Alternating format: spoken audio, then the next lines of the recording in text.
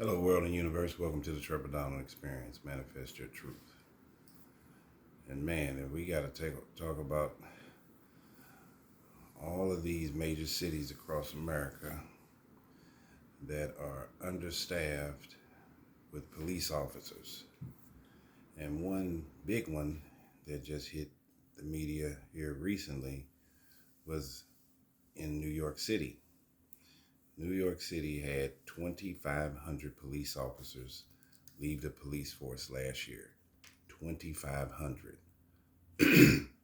Not 25, not 250, but 2,500. Chicago is down like 1,000 police officers that they need. St. Louis, Missouri needs about 450 to 500. St. Louis County needs about 130 to 150.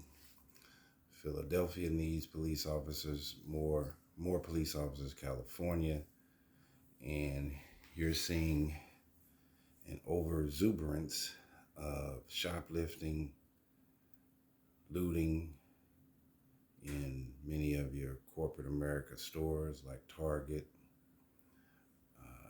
Macy's,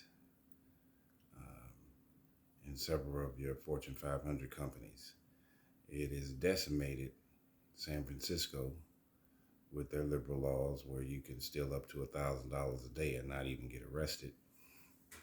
They have this cashless bail system in LA County, and Chicago has the Safe T Act, where if you commit a minor crime and get arrested, you can get out without a bail under your own recognizance and then come back to court 30 days later, which of course we all know that there will be a large uptick in no call, no show to court for people that have committed crimes to see if they're going to be sentenced, given probation, or if their case is going to be thrown out.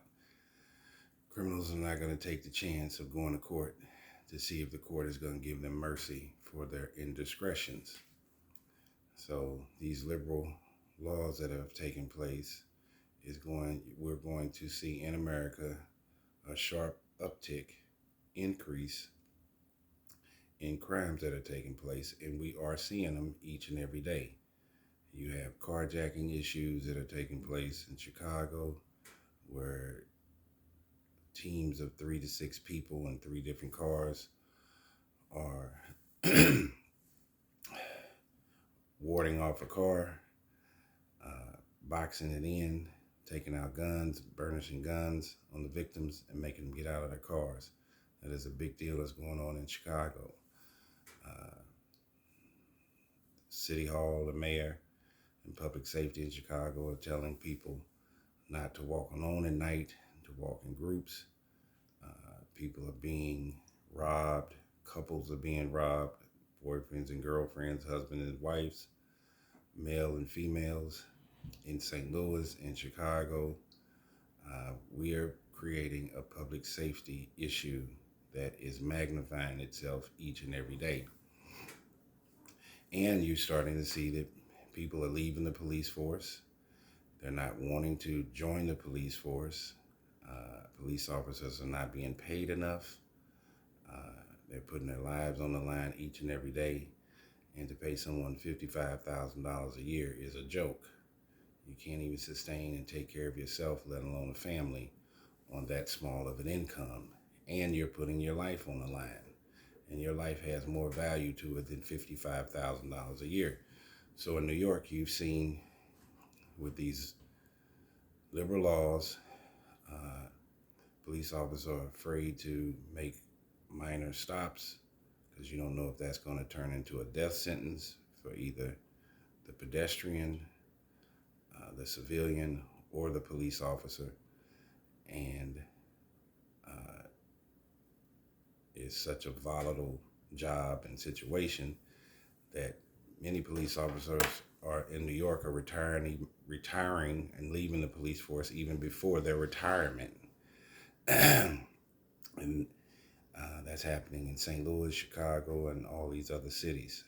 But what has happened and what America needs to look in the mirror at is that for the first 60 years, 70 years, 80 years in America, the majority of your white male police officers over-policed. And now, after Black Lives Matter and George Floyd and Trayvon Martin and some of these other circumstances that have taken place with civilians and police officers, and Black Lives Matter putting a stranglehold on the National Police Federation, now police officers don't want to do anything. So we went from over-policing to no policing, not even under-policing. In St. Louis, people drive crazy. You have temp tags. They don't even stop at a stop sign, let alone a red light. The number of vehicles that are being stolen has gone through the roof. The number of car accidents have gone through the roof. Police officers in St. Louis don't even come to a car accident to even write a report. If you don't die or need an ambulance, then the best thing for you to do is to go to the police station the next day or that night and file a car accident report. So there's hardly any policing that's taking place at all. And for the largest city in America to lose 2,500 police officers in 1 year is egregious, is not building a healthy society, is definitely not building a safe and healthy safe haven in New York. New York has become a sanctuary city and a migrant city. You have a multitude and a melting pot of international and all types of races of people in New York City. Sometimes in the New York subway and on the New York streets can be very dangerous and volatile. There are tons of armed robberies. There are tons of criminal activity and behavior that has taken place in New York City forever. And now they are understaffed by at least 2,500 to 3,000 police officers. What does that say for the civilians that are trying to, and the taxpayers that are trying to live there and to be able to go to the store, go visit a family member, do the daily rituals and daily routines that most people do, and now they have to worry about themselves being even safe? Many of our major cities are turning into third world countries, and we are policing ourselves. You have these not-for-profit gun violence and gun prevention programs. They can't police us. They don't have guns. They come to mediate and to dissolve a situation after it has taken place. I think when you have a decent number of police officers that are patrolling and that civilians can see on the streets, civilians and criminals, it lowers the itch and the opportunity to commit crimes. Well, now, with St. Louis needing 500 police officers, Chicago needing 1,000, New York needing 3,000 police officers, you don't see hardly any police officers patrolling or driving around, policing and surveilling any of our major cities anymore. It is going to be a self-purging of our society here in America if we don't restore our public safety and our police force, pay these officers more, have an appreciation for people that have these civic jobs, like teachers, like police officers, like firemen. We need to appreciate them more. We can pay a basketball player $70 million a year, which has nothing to do with the public safety and the hubris and moral and ethical foundation of a civilized society.